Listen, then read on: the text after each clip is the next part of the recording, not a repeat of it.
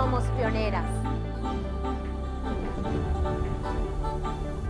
Hola, ¿cómo están? Yo soy Jimena Cortés y les doy la bienvenida a esta, la nueva temporada de nuestro programa Mujeres Pioneras, Historias Hechas a Pulso. Hoy tenemos a una mujer con una gran vocación de servicio. Veamos su historia. Es una mujer trabajadora, independiente, generosa y muy proactiva. El amor la llevó a un ambiente oscuro donde el humo, el aperitivo, la velada, la ansiedad y una curiosa debilidad eran su única salida. Pero como no hay mal que dure 100 años ni cuerpo que lo resista, con dignidad, buena voluntad, amor propio y ayuda celestial, logró volar de ese tenebroso capítulo de su vida. Por su tenacidad y su decisión de renacer, quiero darle la bienvenida a Isabel Hoyos para que nos cuente su historia de vida, una historia hecha a pulso. Y aquí está con nosotros nuestra invitada Isabel Hoyos. Isabel, bienvenida. Yo te quiero aplaudir porque eres una berraca. Me encanta que estés aquí. Muchas gracias por esta invitación. Bienvenida, por favor. Estás en tu casa, siéntate. Gracias. Quiero que hablemos y poder conocer más a fondo tu historia y también nuestros televidentes. Pero, ¿qué te parece si me cuentas en estos momentos, como conversábamos ahorita, sé que tu fundación lleva más de 30 años funcionando, ¿correcto? Así es. ¿Cómo te Empezamos en sientes? el año 94, Jimena, con muchas ganas de poder cambiar primero nosotros, porque mi esposo y yo venimos de una historia difícil de consumo, de todo lo antagónico a donde yo había crecido. Entonces empezamos ahí a sentir que muy seguramente y a entregarnos, a ayudar para poder nosotros también sentirnos un poco mejor. Y esa vocación de servicio estoy segura que no surgió de la nada y por eso quiero entender de dónde salió ese gran llamado que ha sido como la historia de tu vida y conocerla, pero desde tu infancia. Yo quiero saber bien quién eres tú. Hablemos un poquito de ese hogar, de Isabel la niña, cómo creciste, cómo eras tú con tus hermanos. Cuéntame un poco. Ok, yo nazco en un hogar con 7 hermanos, papá, mamá. Mi mamá fallece cuando yo tengo aproximadamente 8 años. Mis hermanos eran mayores, estaban un poco más grandes y tenía un hermano menor. Cuando ella fallece, mi papá se dedica, ¿sí?, a sus hijos y al pastorado, porque él era pastor, pero él no estaba 24, digamos, todos los días de la semana en la iglesia, sino que hacía muchas reuniones, pero él tenía un trabajo secular, sí, que no devengaba sus ingresos de la iglesia, y él empieza a ayudar en un barrio de Bogotá que se llama el barrio San Fernando, que era gente humilde, no tenían muchas, pero él veía que ahí había mucha necesidad y ahí él desarrolla la mayor parte de su tiempo su pastorado. Ok, y tú desde chiquita se puede decir que entonces veías, tenías ese ejemplo, el ejemplo de ayudar. Tenía ese ejemplo, pero lo detestaba. ¿Por qué? Me parecía aburridorcísimo todas las cosas que me invitaba mi papá o que nos formaba, porque además era muy estricto, ¿sí? Casi que en mi casa todo era pecado. Entonces me estresaba, no disfrutaba. Además, empiezo a crecer y empiezo a ver que todas mis amigas hacían cosas que a mí me parecían divertidísimas y yo no podía hacer ninguna de estas. Entonces mi papá era un hombre que tenía digamos, un buen trabajo y tenía que viajar mucho. Y al no poder estar, mis hermanas mayores eran las que, digamos, un poco veían por mí y por mi hermano menor. Yo era como oposicionista, ¿sí?, a toda esa creencia religiosa. Finalmente, yo le dije, mire, dijo, si usted continúa acá, tiene que cumplir las reglas de la casa y usted, o si no, manténgase usted. Y yo empiezo muy joven a buscar como trabajo para hacer. ¿Cuántos años tenías ahí? Yo creo que yo a mis 17 años ya estaba mirando qué hacía y era como entradora y yo decía, yo vendo, hago lo que sea, pero no puede ser que yo todo el tiempo esté acá, ¿sí? Entonces empiezo a hacerlo, pero me voy al otro extremo, ¿no? En lugar de ser una persona medida, me gustaba todo lo opuesto, la rumba, el alcohol. Y durante mucho tiempo voy y pruebo todo, pero no era algo que me llenara, que yo me sintiera feliz de estar borracha, no. Pero los años fueron pasando y yo casi nunca estaba con aquellas personas como que iban a la universidad, que salían con su mamá, que iban, todo eso me caía gordísimo, así que yo buscaba otro tipo de relaciones. Y evidentemente en una rumba conozco un hombre que me parece encantador. Yo pensaba, yo no me voy a casar nunca, yo voy a estar viajando, voy a disfrutar mi vida. No era una viciosa, sino que me gustaba vivir independiente, empiezo a generar dinero, hago cositas, y ahí en esa rumba que voy, que una amiga, bueno, estaban festejando que habían hecho un negocio muy grande y me invitan con su esposo, voy a la rumba y ahí conozco a quien se convierte en mi esposo, que es Francisco Peñuela, y decidimos irnos a vivir. Amor a primera vista. Sí, muy rápido, digámoslo, Sí. así. Mi papá congestionado de semejante, pero ¿cómo te vas a ir a vivir? Él tenía un matrimonio anterior, pero él venía de una situación muy difícil y era que era un alcohólico y consumidor de droga, las dos cosas. Y yo creía que la cosa se podía manejar, ¿sí? Realmente. Sin embargo, yo encantada con él, enamoradísima, mejor dicho, veía por sus ojos. Y todo lo que hacía con él, pues lo empiezo a involucrar porque él venía de una situación bien difícil, pero él ya estaba separado de su esposa, había acabado con todo y había estado en una fundación acá en Bogotá haciéndose un tratamiento.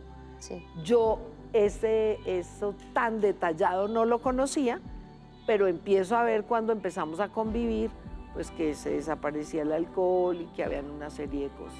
Sin embargo, charlábamos mucho y todo, y a mí el alcohol no me gustaba mucho. Sí. Pero como para poder soportar eso, empecé a tomar ginebra. Claro. Y como no me gustaba tanto, él decía, metámonos una liniecita. Y empecé. Y yo resulté ser la peor adicta que tú te puedas imaginar.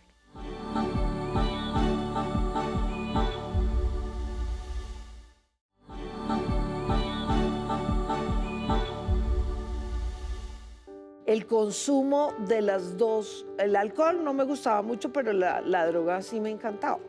Y empezamos con el perico y terminamos en bazuco, ¿sí? Y el bazuco y cada vez la ansiedad más y la situación difícil y aquello que yo había construido, que era una pequeña empresa y unas ciertas cosas porque me metía en cosas. Francisco se dedica a estar conmigo y a hacer unas proyecciones porque él era administrador de empresas y economista y hacía unas proyecciones que no tenían nada que ver con la realidad que vivíamos y cada vez la empresa, hay un cambio de posición arancelaria, traíamos unos productos químicos para la industria y ahí quedé, yo creo que de Dios era porque íbamos cada vez más adictas. Yo llegué en estado de sobredosis, en embarazo de mi primera hija. Y yo le suplicaba al médico que hiciera algo porque probablemente yo iba a tener una hija en muy fenómeno, pensaba yo. Yo deseaba con todas las fuerzas de mi alma no consumir más, pero no tenía fuerza de voluntad. No había nada que valiera. Sin embargo, el hecho de haber quedado esperando y haber nacido en un hogar aparentemente bien, normal, como que me hizo pensar y yo dije, no puede ser posible que todo lo que me hablaron en mi casa para mí no signifique nada. Yo necesito salir de esto, yo voy a traer al mundo un fenómeno. Y una noche en una crisis terrible, mi esposo se lleva mi carro, se va a consumir, ya teníamos una situación económica muy difícil, rompe la alcancía que yo estaba haciendo para mi hija y se va a consumir y yo me quedo como dormida y me despierto muerta de la furia. E inicio como ese día le digo a Dios, si tú existes, yo ya no te pido de rodillas, pero por favor, ayúdame a dejar este hombre, a dejar esta vida y a traer una hija normal. Ayúdame, no puedo. Y llorando, de rodillas, yo dije, aquí voy a estar para ti y no voy a salir más. Cambié las guardas de mi casa, reporté a la policía a mi esposo. Bueno, hice una serie de cosas que me ayudaran a fortalecerme y decidí llamar a mi papá. Y cuando lo llamé, él lloró mucho y me dijo, te voy a dar todo el apoyo. Y ahí empiezo a hacer un tratamiento mío con la decisión de que nunca más él va a entrar. Pasaron varios meses y él, muy desesperado, iba para buscarme o para hablar con mi papá y hacía unos escándalos un poco difíciles y ahí él decide que él también va a cambiar y que yo le dije, sí, promesas nos hemos hecho, pero aquí no vuelves a entrar. Entonces él toma la decisión de empezar a asistir a la iglesia donde mi papá había ido, sin ser en la que él era pastor, y todos los días le decía a un pastor muy querido, que se llama Héctor Machuca, que le iba a ayudar en lo que fuera. Entonces él era muy artístico y empieza a ayudarle a arreglar la oficina, a cambiar. Todos los días se iba para la iglesia y todos los días llamaba a mi papá y se trataba de comunicar conmigo diciéndome que él estaba ya cambiando. Yo le decía, todavía esto no es posible. Yo estoy muy débil y no me siento capaz. Pasaron como los primeros 8 meses y él me dijo, yo voy a hacer hasta lo último porque yo ya perdí un hogar y esta vez va a ser diferente, tú lo vas a ver. Pero yo tenía mucha inseguridad y no me sentía capaz ni fuerte porque yo tuve que hacer un trabajo interno muy fuerte para no volver a abrir la puerta, para no ser tan dependiente. Yo ya era dependiente de las drogas, dependiente emocionalmente, no tenía mucho futuro. Es decir, de los dos no se hacía nada bueno. Pasaron como 8 meses y medio y el pastor vino y me dijo, mira, yo tengo que decirte que Francisco, no tengo que ese hombre ha cambiado. Yo te pido que le des la oportunidad otra vez de regresar a casa y yo me pongo de sostén, de soporte. De intermediario. Y de intermediario para que si algo pasa, yo voy a estar acá con ustedes. Evidentemente lloramos, él volvió. Y te quiero decir, Jimena, que volvió un hombre completamente diferente. Y entonces, bueno, le dimos toda la credibilidad al tema y empezamos, y él me dijo, yo creo, y empezamos a hacer reuniones en nuestra casa con personas que tuvieran como problemáticas, pero él me dijo, Isa, yo siento que mi llamado, y yo le voy a entregar mi vida a Dios, es trabajar por el necesitado. Entonces, él salía a un barrio que se llama el 12 de octubre y por la zona de la plaza él trabajaba con los que veía en la calle. Yo decía, Dios mío, pero yo sí, esto, bueno. Y ellos iban en la noche a reunirnos los miércoles para decir lo que estábamos sintiendo, pero él decía que es este trabajo. Vienen una noche y salen a seguir consumiendo toda la noche. Y bueno, con estas ideas y decíamos, sí, hay que hacer algo, pero eso vale mucho. Y tomamos la decisión de entrar primero 2 habitantes de la calle, luego fueron 4. A la casa de ustedes. Vivíamos en el Nicolás de Federman y en el garaje empezamos, era una casa grande, mi papá me había dejado, digamos, esa casa y ahí empezamos con 4, tuvimos hasta 8 ahí. Pero en mi familia, pues claro, muy sorprendidos de que estábamos cambiando, pero me dijo, Isabel, esto es una locura. Y con tu bebé, porque ya había nacido. La bebé, yo no la dejaba fíjate, por ejemplo, las dependencias. Yo decía, yo no puedo dejar a mi hija afuera porque qué tal algo pase con un hombre de estos, o sea, todo el tiempo ahí, yo ya no trabajaba en nada. Yo tenía muchos miedos, ¿sí? Pero como no pagábamos arriendo y él estaba dedicado y nos quedaban algunos pesitos, mi papá se ha convertido en un protector, nos pagaba los servicios de la casa. ¿Qué O sea, decía tu papá de esa labor que comenzaron a hacer? ¿Cómo le él parecía? estaba asustado y me decía, no puedes unir todo, tu ministerio, el ministerio de ustedes, con tu vida personal, todo en un solo lado. Hay que empezar y yo no sabía cómo empezar, pero la verdad es que sí era muy tensionante estar con ellos ahí todo el día y yo no podía, yo llevaba a las niñas al jardín, esto empieza a pasar y durante varios años y la gente nos miraba como si fuéramos un poco locos. Yo necesitaba hacer algo para generar ingresos y empiezo a vender, como siempre había vendido cosas y me quedaban algunas conexiones, yo empiezo a vender cosas a personas de la televisión, que perfumes, que ropa, que aquí, y ese era como el ingreso de mi hogar, mientras él se dedicaba todo el tiempo a ayudar a los habitantes. Y no volvió a consumir. Él Y ya se no dedicó volvió de a lleno. consumir. Y yo tampoco. Sin embargo, tenemos a nuestra hija, nos vamos de vacaciones y ahí tenemos una recaída, ambos terrible, que yo creí que no nos volvíamos a parar otra vez. La niña pequeña, yo le quería meter el tetero todo el tiempo o el chupo para que me dejara consumir tranquila. O sea, espantoso. Y creí que de esa no volvíamos a salir. ¿Y cómo Sin lo hicieron? embargo, oramos, lloramos, prometimos y dijimos, acá no puede haber ni una gota de alcohol, ni una gota de droga, nada. Y nuestro entorno y todo tiene que cambiar. Porque pensamos, ay, vamos muy bien, démonos hoy un recreíto, que fue un recreo del casi no podemos levantarnos y para mí ver que duró meses, volvemos a retomar. Y esa fue la última. La última.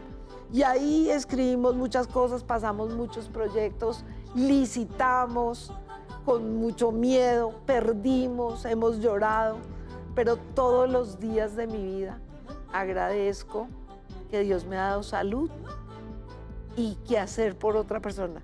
No le pagaría ni con el resto de mis días todo lo que Él hizo por mí y por mis hijas.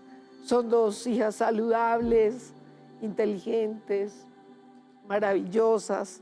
Mi esposo fallece, pero yo continúo con algo que Él me presentó un día que yo no creía y que de verdad hacen realidad poder ver al otro con ojos de amor, con posibilidad, con sueños.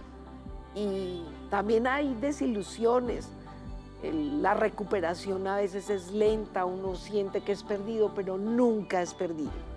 Puede que alguien no se recupere contigo, pero empieza el camino y él va a recorrer las etapas y hay que seguir soñando y hay que seguir creyendo. Y hemos visto historias que son de no creer y de no terminar.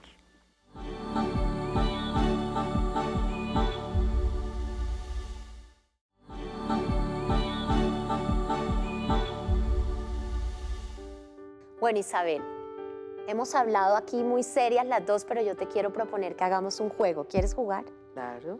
Bueno, yo te voy a decir una palabra y tú me vas a decir lo primero que se te viene a la mente después de esa palabra. ¿Estás lista? Lista. Amor. Mujeres. Sueños. Vida. Propósito. ¿Qué hacer? Familia. Protección. Fe. El todo. El todo. Quiero darte las gracias, Isabel, por haber estado aquí, por abrir tu corazón sin límites, aquí sin censura. Nos has abierto las puertas de tu alma y nos has contado cómo ha sido tu recorrido y así también nos has enseñado a creer en las segundas oportunidades y a creer que definitivamente uno está aquí para servir. Muchas gracias. Muchas gracias a ti por haberme llamado para compartir este pedacito de historia que ojalá sirva para que muchas personas puedan continuar si están viviendo un mal momento o si van a empezar allí, recapaciten. O el propósito, a veces no lo conocemos ni tú ni yo, pero esperamos que sea benéfico y positivo para muchas mujeres, personas, niños, adolescentes. No sabemos a quién llega, pero esperamos que llegue a muchas personas. Gracias por la posibilidad que me has dado de compartir y por lo que me compartiste, que me llenó el alma. Te mando aquí un abrazo y ahorita voy y te lo doy. Claro que Gracias sí. por estar Muchas aquí. gracias. Bueno, y yo con este mismo cariño me despido también de nuestros televidentes de Canal Institucional que nos ven cada viernes a las 8 de la noche. Un saludo para todos los que nos escuchan en nuestra versión podcast a través de la página de Radio Nacional de Colombia y por supuesto también a los que nos ven por medio de las redes sociales de RTVC. Y si tú estás viendo el programa y quieres ser parte, quieres venir aquí a contar tu historia de vida, escríbenos. El correo es mujerespioneras@rtvc.gov.co. Yo soy Jimena Cortés. Recuerden que tenemos una cita la próxima semana con otra gran pionera. Hasta pronto.